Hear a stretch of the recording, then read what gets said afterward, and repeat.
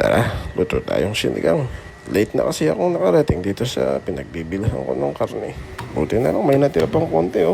Kaso yung feelings sa sa'yo ay talagang wala nang natira. Hindi ka kasi naliligo boy. Ako ba? 2026 na. Asa ka pa rin. Taon ka ba iniwan? Ano? Naka-quarantine ka nun ah. Wala na, di na babalik yun.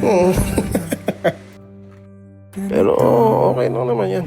Kasama naman talaga sa buhay yung iwanan. Tama.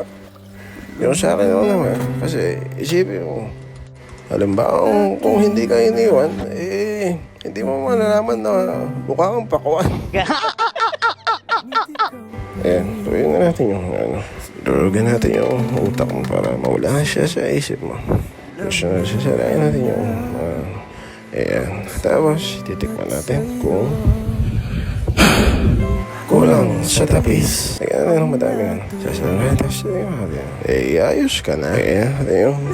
Lagyan natin ayan. Ganun kasi talaga. Minsan akala natin sila na yung taong para sa atin.